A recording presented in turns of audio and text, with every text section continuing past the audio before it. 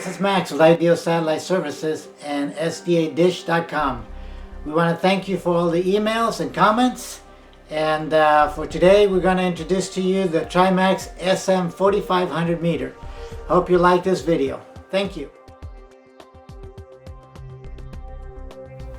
Alright, we're going to unpack the SM4500 Trimax meter. See what comes in the box. It comes with the user's manual. Comes with the DC power supply to charge the meter or use it out in the field if you need to. Comes with the AC adapter. The meter comes with its own unique little case. What's nice about the case is that has a plastic cover that protects the meter. Also exit points here for the switch and the cable. One thing that I do recommend is take the meter out of the case and remove the shield protector, the screen protector. We've gotten calls from people that say that we send them a used meter, but they neglected to take out that screen protector, and once they take that out, they see the screen is perfectly clear. Speakers in the back, model. By the way, this case comes well ventilated. You can hear the speaker real well. Nice ventilation. Hooks. And it comes with a nice strap that you can put around your neck and on the meter. That is all the equipment that comes with the Trimax SM4500.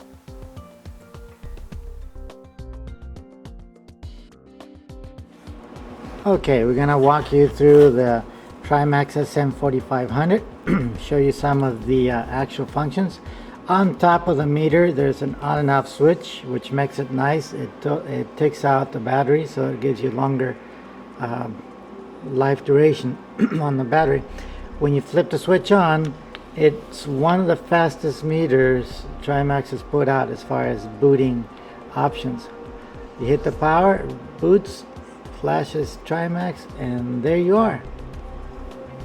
Now you have the spectrum analyzer icon here, installation for installing your satellite dish, channel edit, angle calculator, system settings, in media center. What I'm gonna go through today, so you guys can see that a little bit better and understand it, is let's go over to installation. So here on the navigating buttons, you press the right button and it moves the icon box over to the installation. You press OK, and dish settings already selected, so I'm gonna hit OK. And notice that it goes directly to Galaxy 19 because I've already selected. You can select any of the satellites. They're available on the list here. DirecTV, DirecTV S4, on and on it goes. Quite a list. This EchoStar 10, EchoStar 11, and so anyways, let's go back up to Galaxy 19 because that's what I have this plugged into, and I will press the green button here to select the transponder, and immediately starts detecting the signal is coming in. You can switch between the verticals and the horizontals. These are all verticals. Let's see, we can go to the horizontal there, 11842. I programmed that onto the list. You can edit the list very simply by just pressing the yellow button, and the little box comes in here. You can actually go down and select, type in the frequency, the polarity, the symbol rate, etc. I'm going to hit exit because I've already programmed that in there. And also you need to make sure that when you're operating this, let's exit out of here. Oops, one too many times. Let's go press the Galaxy 19 again.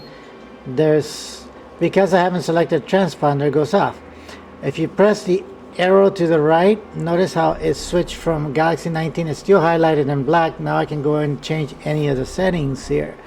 I can turn the LNB on or off in case I have a external power supply in there. I can select the type of LNB.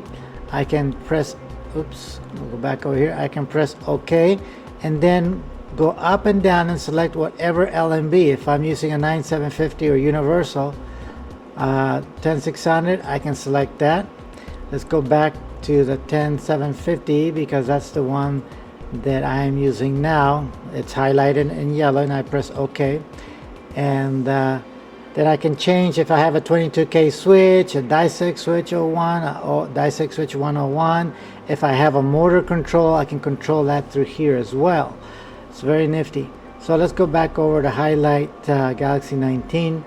And you can also do a blind scan, or you can, like I said, do a edit your transponders. If I press the green button here, I can select from transponders. I can edit any of those if I like. You can do a blind scan. Let's see, if you want to go scan here, I can press the OK button here, I mean the red one, and it'll bring me the list of what channels do I want to do, radio, TV, or all, networks. It'll do all the auto scan and press OK, and it'll load up all the channels. So if I press exit, I'll exit this, and if I press exit again and exit out completely, then I can actually see the video that's playing, and I can change between channels. I can control my volume here.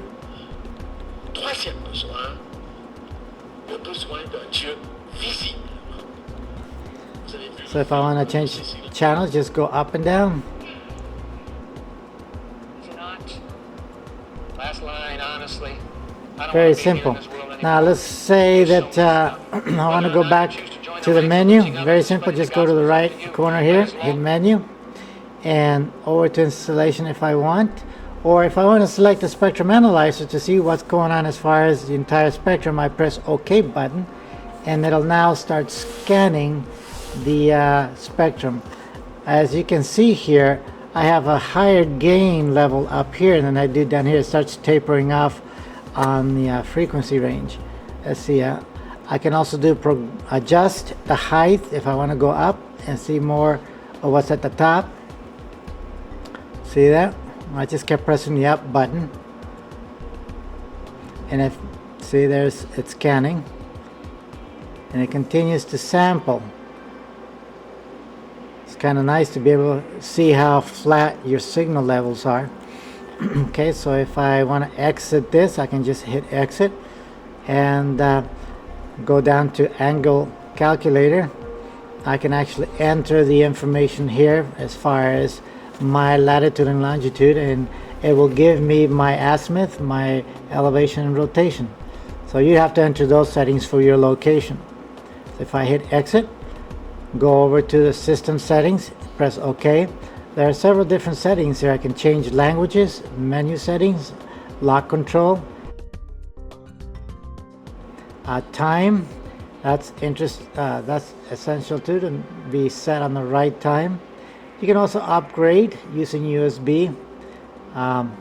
You can reset the system and system information. You press OK to activate it. So let's go back to the menu, exit, and media source. If you have any specific a USB with images on it, you can view those images on the screen here. And at the very top, it gives you a scale of what your battery level's like. Very, very easy. I like this meter. I'm excited to carry that on our website. Alright folks, the very first thing you always want to do is set your elevation. I always use a protractor or a carpenter's level right on the LMB arm. I always set my levels or record the levels wherever I'm working, so I have an accurate elevation setting. Makes it more precise. I always plumb my pole so it's perfectly plumb. 1 degree can equal quite a bit of distance. So now let's go ahead and fire up our meter. You turn on the switch on top here, flip that on, meter will boot up, and let me get a little closer so you can see what's going on. Once the meter boots up, you use the navigating buttons right here to go over to installation, hit OK, and that's already highlighted for the dish. and we're on Galaxy 19 is what we want. So I'm going to press the green button for TP scan, and I'm going to go down and select my frequency. It's actually up here, 11842. And now that we have this satellite elevation estimate somewhat figured out, I'm going to scan across and see if we can hit some signal here. Should be in about this direction. Oh, there we go. See how quickly that locked in? Just scanning right across. We have a lock on our light here, and our bars turn green. So now what I need to do is peak my azimuth, set my elevation up and down, and set my skew left and right and in and out to peak my maximum gain. So that's how easy that is. If you exit out of here and select Spectrum Analyzer or press the Spectrum Analyzer, it'll give you a scan of all the transponders. Obviously right now what I'm having is that it's too low, so I'm going to go up and keep hitting the up button until I get the full spectrum. As you can see, it does a progressive scan, so you know what's going on. Here I can also adjust my satellite for maximum output on vertical and horizontals. That concludes this section.